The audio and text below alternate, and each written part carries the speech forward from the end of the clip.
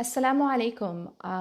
I'm Yasmin Mujahid. I don't usually just come on live, but I wanted to do that just now because we've just entered the last 10 days of Ramadan.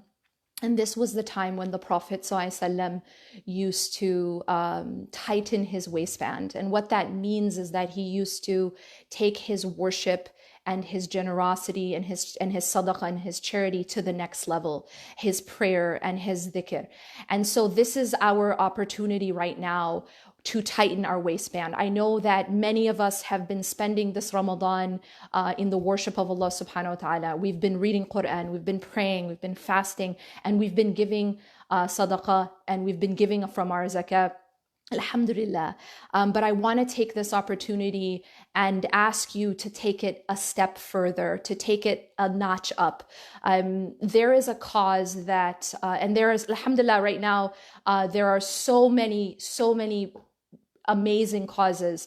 But there's a specific cause that I want to speak to you about, a cause that my husband and I have taken up because of just the dire need of this cause. So when I read these statistics, I was just floored by it. But I found out that the WHO reports that about 4,800 people die every single day from diseases that are related to unsafe water. So people around the world who don't have the luxury that we have of just walking to the kitchen and getting clean water or getting filtered water from our fridge, and it's actually taking more lives than they actually find that it causes more deaths than war and violence. So this was a cause, and what also blew me away was the fact that more than 90% of these deaths are children under the age of 5.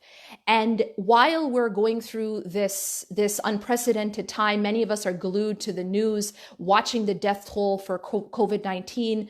And yet, while this is all going on, there's another silent killer that many of us didn't know about. And that is what's happening because of the fact that people don't have the access to clean water that we do. And so what that's doing is it's taking these lives.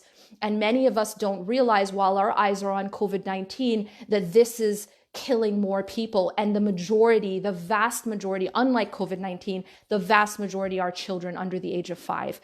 And what's so amazing about this actually is the fact that we can do something to change it. We feel powerless about COVID-19 because there is no cure and there is no vaccine. But this is something that we can do something about. And that's why my husband and I have taken this up as a project. And we've created a Facebook fundraiser. There's an opportunity to give on Facebook. And these funds are going to these individuals without taking, a lot of the fees that some of the other platforms take. But why I believe this is so important, a few reasons. Number one is that we can actually do something about these deaths. This is an opportunity not to feel so powerless, that there is a change that we can make. And especially if we come together, we can make a huge change and we can save countless lives by the permission of Allah subhanahu wa ta'ala. The second reason is that this goes into the category of something called sadaqah jariyah. This falls under the category of a charity that continues to benefit others. Now, the Prophet ﷺ said that none of us will take our money to our graves.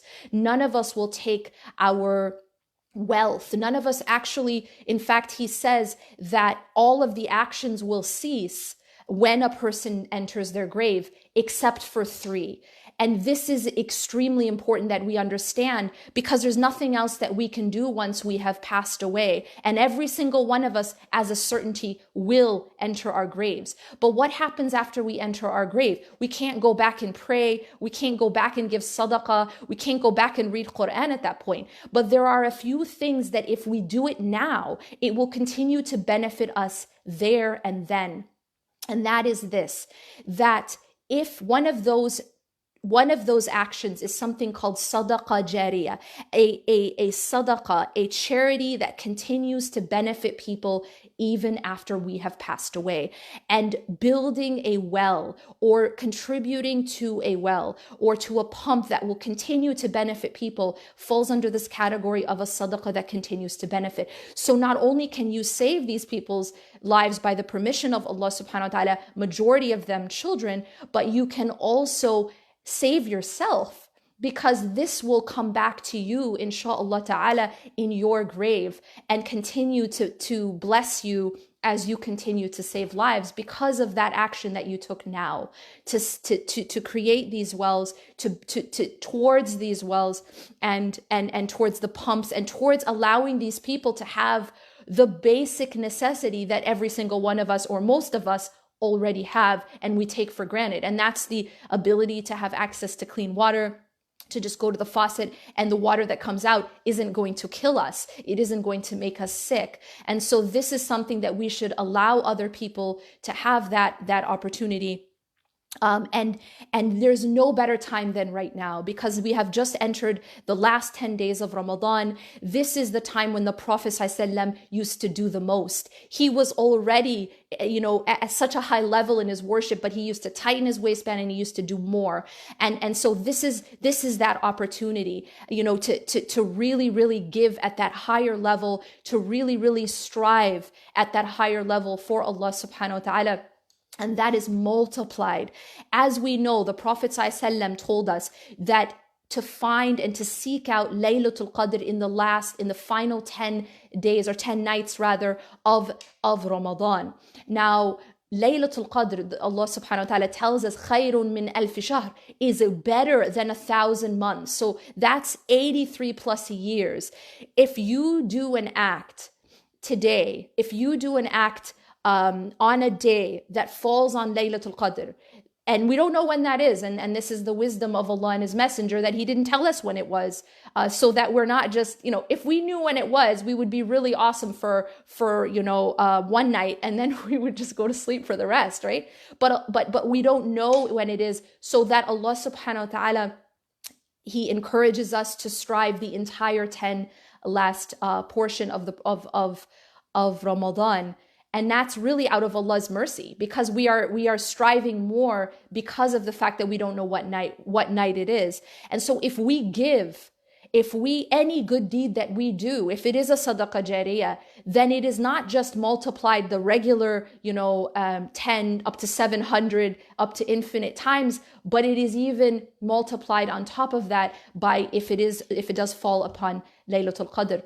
And then also keep in mind that this is under the category of zakatul mal. Zakat is something that we have to give to purify our wealth. This is one of the pillars of our deen.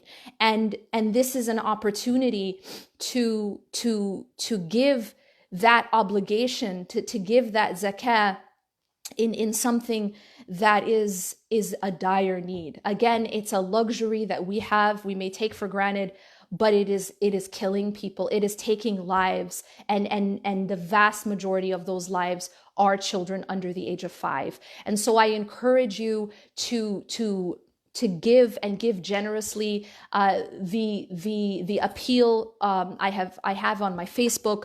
It's called Water for Life, and it is an opportunity to be able to save lives by giving them access to clean water. And really ultimately realize that when you help another person in need, you're ultimately helping yourself.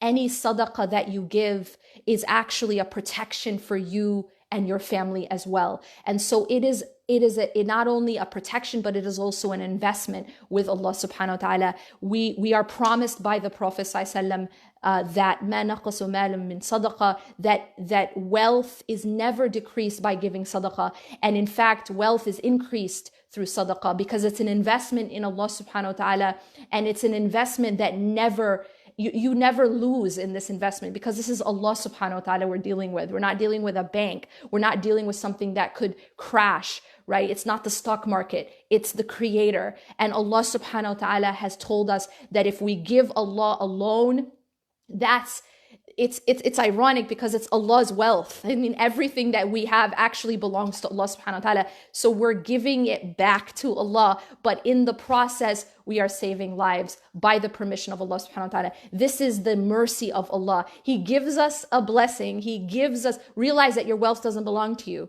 Realize that your money doesn't belong to you. Realize that every gift that you have doesn't belong to you. It belongs to Allah subhanahu wa ta'ala. So when you use it for Allah's causes, then you're just giving it back to the owner. And in the process, and this is the beautiful design of Allah, in the process of giving it back to its owner, we are helping other people. And this is the mercy of our Creator. He wants us to help the creation with what He has blessed us with. We didn't earn what we have. It was a gift from Allah alone, an amana. It's something that Allah subhanahu wa ta'ala gives us as a trust. He gives us money as a trust. What are you going to do with it? Who are you going to help with it? He gives us time. He gives us our abilities. What are you going to do with that? And who are you going to help? That's ultimately what Allah subhanahu wa ta'ala is going to see. And that's why money is a test. That's why wealth is a test. That's why all of the gifts that Allah subhanahu wa ta'ala has given us are tests, because Allah gives it to us. He owns it, but then He sees what are you going to do with it and who are you going to help. Remember that how we are with the creation is how the Creator will be with us. If we are stingy with the creation, when we see someone who's in need, when we find out that there's someone suffering and we can do something about it, and if we turn away out of stinginess, then we should expect that Allah will deal with us in the same way. And if that happens, then we're doomed. Because we are all desperate for the help of Allah subhanahu wa ta'ala, and we're all desperate for the aid of Allah subhanahu wa ta'ala. So if we want the help of Allah, we have to help the creation. We have to be people who see something, someone who needs our help, someone who's suffering, and we be the first to take action in order to help and in order to aid that individual. Those are the people who Allah subhanahu wa ta'ala aids on the Day of Judgment and in this life, even before the hereafter. And those are the people who their deeds, this especially, these specific types of deeds that continue to benefit others, will come back to them in their graves. أقول قولي هذا واستغفر الله لي ولكم إنه غفور رحيم سبحانك الله بحمدك أشهد أن لا إله إلا أنت أستغفرك وأتوب إليك. I ask you please to give generously and to also share it. It's very, very important that we are also sharing the khair, that whenever you share or you encourage a good deed, you share in the reward of that good deed. So make sure that you're not just giving, but you're also sharing with your friends and your family widely. Again, the link, I've shared it on my page. It is a Facebook fundraiser for Water for Life through Muslim Aid USA. And this is the cause that again, my husband and I, we've been really, really passionate about this cause. And I ask you all to take up this cause, in addition to all the other beautiful causes, but also please share it with others. Jazakumullahu khairan. Wassalamu alaikum wa rahmatullahi wa barakatuh.